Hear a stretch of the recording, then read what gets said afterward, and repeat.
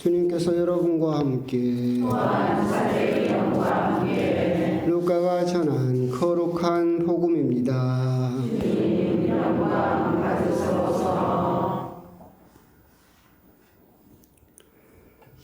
그 무렵 예수님의 제자들은 길에서 겪은 일과 빵을 떼실 때 그분을 알아보게 된 일을 이야기해 주었다.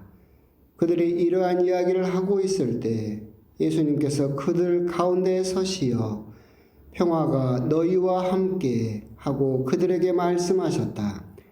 그들은 너무나 무섭고 두려워 유령을 보는 줄로 생각하였다. 그러자 예수님께서 그들에게 이르셨다.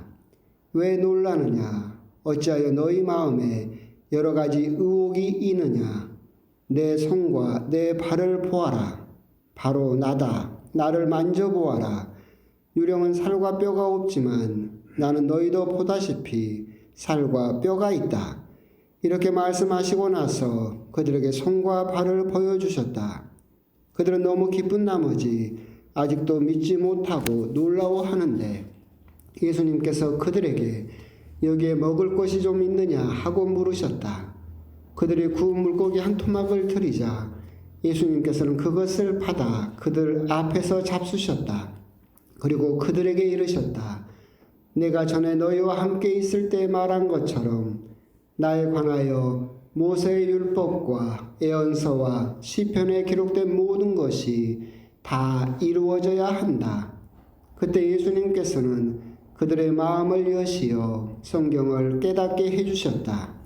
이어서 그들에게 이르셨다.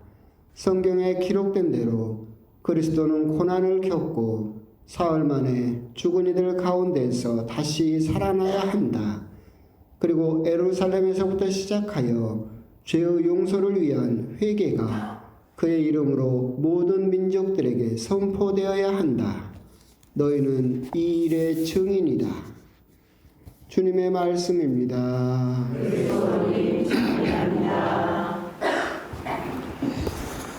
참 예수님, 오늘은 날이 뜨겁습니다. 계속 이렇게 덥다고 그런가요? 알았어요. 누구는 그런다고 하고 누구는 아니라고 하고 제가 찾아볼게요. 밖에를 잘 안 돌아다녀서 저도 오랜만에 허물을 조금 벗었는데 덜 벗어서 그런지 엄청 덥더라고요. 봄옷이라고 나름 갈아입었는데 계절은 벌써 여름을 향해서 벌써 가버린 것 같습니다. 심리학에서 이제 여러 이야기를 할 때 심리적, 정신적 해리 현상이라는 게 있습니다.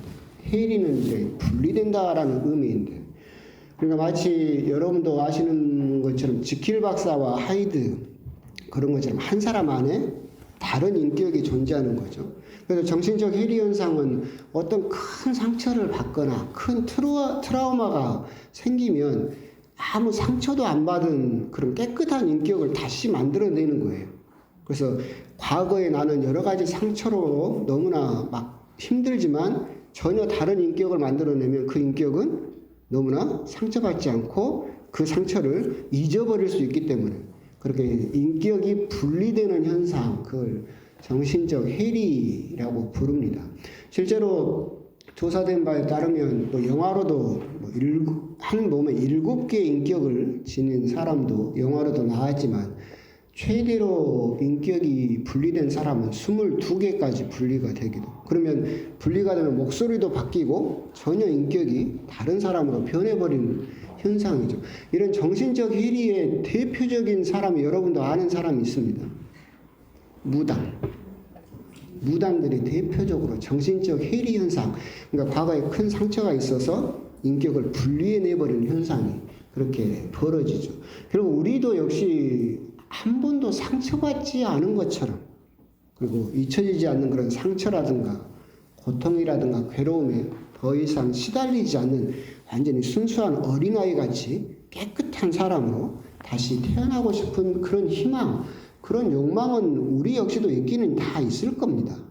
그 과거로부터의 그런 상처로부터 이별을 하고 싶은, 그래서 깨끗하게 헤어지고 싶은 그런 마음들은 우리 안에도 다 있어서 그런 생각들이 이제 우리가 부활에 대해서 생각을 하게 되면 그런 식으로 생각하는 분들이 참 많아요. 부활하게 되면 완전히 깨끗해져 가지고 과거의 모든 상처로부터 다 벗어나서 완전히 새로운 사람이 되는 것처럼 그렇게 생각을 하는 경우가 많이 있습니다. 근데 오늘 복음을 보시면서 이제 우리가 다시 한번 부활에 대해서 한번 좀 곰곰이 묵상을 해보실 필요가 있습니다. 저희 어머니도 그렇고 우리 신자분들도 저에게 가끔 질문을 하세요.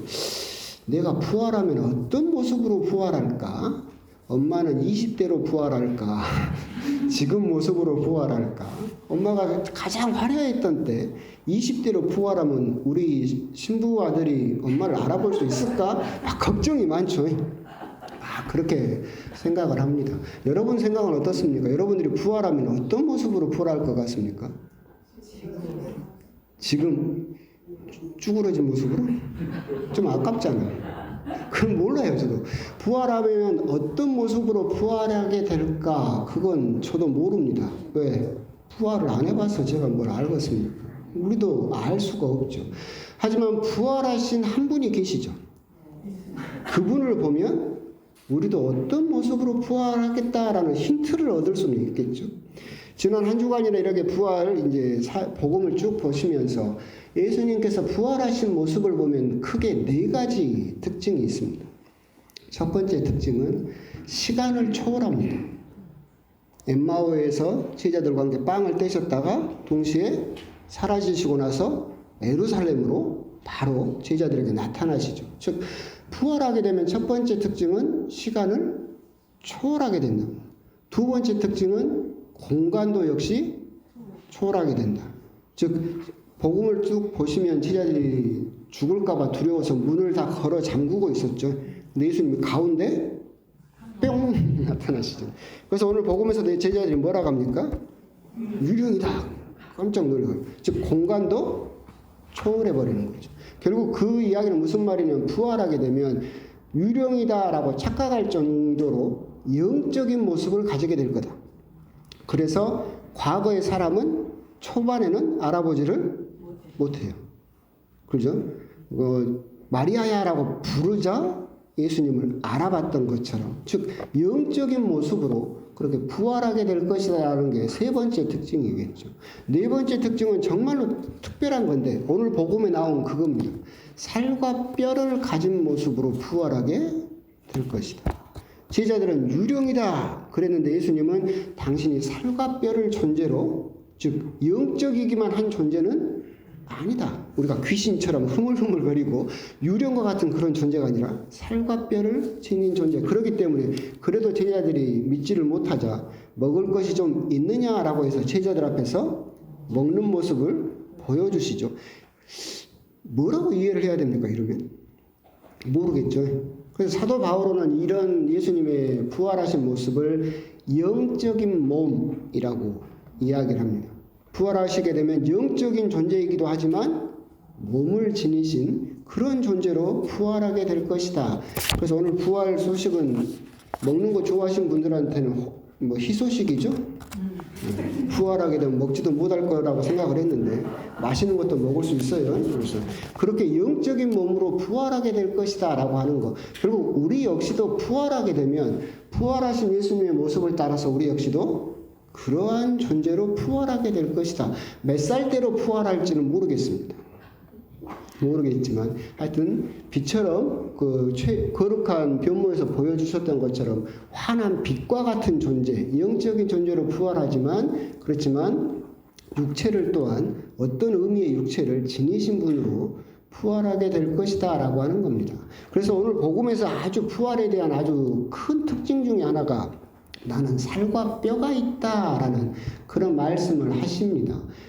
예수님의 부활의 특징 중에서 우리가 생각하는 것처럼 아까 말씀드린 것처럼 정신적 해리, 과거의 모든 상처라든가 아픔을 다 잊어버리고 묻어버리고 완전히 순백의 깨끗한 존재로 부활하게 될 것이다 라고 생각을 했다면 예수님의 부활한 모습은 다르다. 토마에게도 그러잖아요. 자, 내 상처에다 네 손을 넣어봐라. 그죠? 즉 과거에 당신이 십자가에서 겪었던 크나큰 상처를 고스란히 지닌 채로 부활한다. 즉 과거의 상처는 부활을 하게 되면 이제 영광의 상처가 될 것이다. 그것은 나의 발목을 잡는 상처와 고통이 아니라 부활하게 되면 그 모든 것은 나의 영광스러운 역사로 남게 될 것이다. 여러분들이 상처받고 고통받은 건 역시도 여러분 삶의 뭐예요? 영광이고 역사죠. 여러분들이 과거가 무섭고 두렵고 힘들다고 해서 그 부분만 도려낼 수 있어요?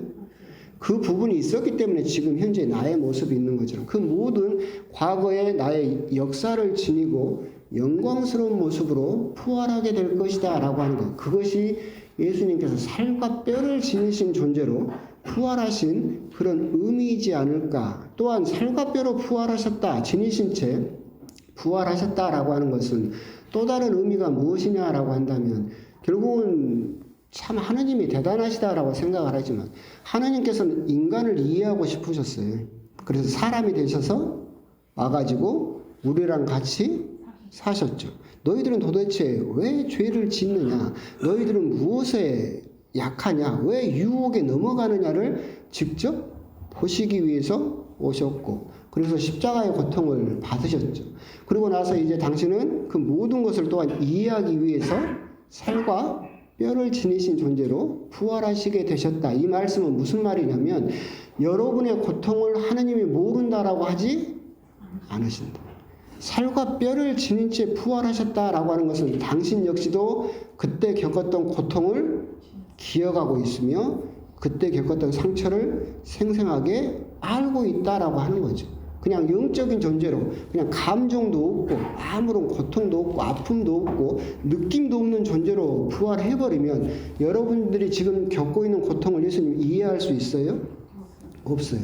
하지만 과거에 창에 찔렸고 십자가에 못 박혔던 그 상처를 고스란히 지니고 부활하셨다라고 하는 것은 여러분의 고통을 결코 모른다라고 하지 않으신다. 여러분의 고통을 이해하는 그런 존재로 부활하셨다라고 하는 것을 또한 우리들은 생각할 수 있습니다. 그 말은 또 무슨 말이냐면 우리 역시도 이런 존재로 부활하게 될 것이다 라고 하는 것은 우리 역시도 유령처럼 그냥 세상 어떻게 돌아가든지 말든지 그냥 흐물거리면서 아무 감정도 없고 느낌도 없는 존재로 부활하는 것이 아니라 우리 역시 부활했어도 여러분의 자녀들의 고통을 이해할 수 있고 여러분들의 손자 손녀들의 아픔도 이해할 수 있는 존재로 부활하게 될 것이다. 오늘 주보에 그렇게 실어놨죠. 거울 신경세포라는 것이 사람 뇌가 있습니다. 그러니까 그냥 들으면 돼요. 보지 말고. 들으면 되는데 그게 이제 사람 뇌가 있는 건데 뭐냐면 공감 능력이에요. 사람의 뇌에는 거울 신경세포라는 게 있어서 앞 사람이 하품하면 따라해요. 그러니까 그 신생아실에서 한 아이가 막 울면 따라 울어요. 다른 사람의 감정에 공감하는 거예요. 다른 사람의 고통을 함께 느끼는 거죠. 그러니까 여러분들 드라마 보면 우는 이유도 그거예요. 여러분들이 요즘 뭔 드라마가 인기라더라. 그 눈물의 여왕인가 보면서 우는 이유가 뭐예요? 그 사람의 감정을 여러분들이 공감하니까, 느끼니까 우는. 그건 우리 인간이 가진 본연의 능력이죠. 그렇기 때문에 프란시스코 교황님께서도 세월호 그 고통 앞에서 뭐라고 말씀하셨어요? 고통 앞에 중립은 없다. 고통 앞에서 중립을 지키는 사람은 유령 같은 존재죠. 감정도 없고 느낌도 없고 타인의 고통에 대해서 무감각한 사람이죠. 그런 모습으로 부활하지는 않는다. 우리 역시도 그 말은 무슨 말이냐면 우리 역시도 피와 또한 뼈와 살을 지닌 존재로 부활한다라고 하는 것은 끊임없이 지금도 그렇지만 부활하고 나서도 타인의 고통에 공감할 수 있어야 된다라고 하는 거예요. 그걸 공감하지 못하면 우리 역시 지금 부활의 삶을 살고 있는 것도 아니고 부활의 삶을 살 수도 없다. 지금 이제 내일 모레 오늘이 14일이고 4월 16일은 세월호 10주기가 되는 날입니다. 그 고통 앞에서 우리들이 무감각할 수 있습니까? 조금 지나면 또 이제 우리 그 사건 이후로 또 벌어진 이태원 참사가 일어났습니다. 생태 같은 우리 아이들이 죽었죠. 그 고통을 보면서 우리들이 주일에 놀러 가니까 저런 꼴 당하지라는 말을 할 수 있습니까? 그러면 안 되는 거예요. 그것은 정말로 부활의 삶을 살지 못하는, 타인의 고통에 둔감한, 그리고 타인의 고통을 알지 못하는 그냥 정신적인 해리 현상처럼, 그리고 유령과 같은 그런 존재일 뿐이지 결코 부활한 삶, 부활의 삶을 살고 있는 사람은 결코 아니다. 세상은 그런 사람들을 향해서 세월호 유가족과 이태원 유가족을 향해서 그만 좀 하자, 뭐 보상금 더 받으려고 그런다, 그런 식으로 감정을 느끼지 못하고 공감하지 못하고 그 사람들의 상처를 전혀 알지 못하는 이야기를 하고 있을 때, 적어도 부활하신 예수님을 알고 있고 우리 역시도 그런 부활의 삶을 살게 될 거라는 걸 알고 있는 우리들은 적어도 뭘 할 수 있어야 된다? 공감할 수 있어야 된다. 우리가 직접적인 도움은 주지 못한다 하더라도 기도하고 기억하고, 적어도 그 유가족에게 손가락질하는 그런 정말로 무감각하고 고통에 둔감하고 타인을 전혀 생각하지 않는 그런 신앙인의 모습을 보여주어서는 안 된다라고 하는 부분, 세월호 10주기를 앞두고 그런 부분도 오늘 부활하신 예수님의 모습을 통해서 한번 곰곰이 또 묵상을 해 보셨으면 좋겠습니다. 가장 돌아가서 여러분도 한번 곰곰이 한번 묵상을 해 보세요.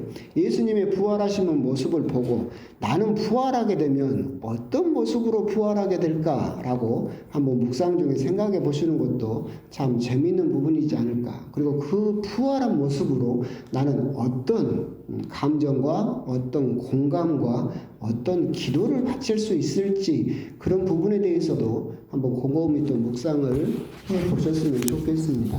아멘.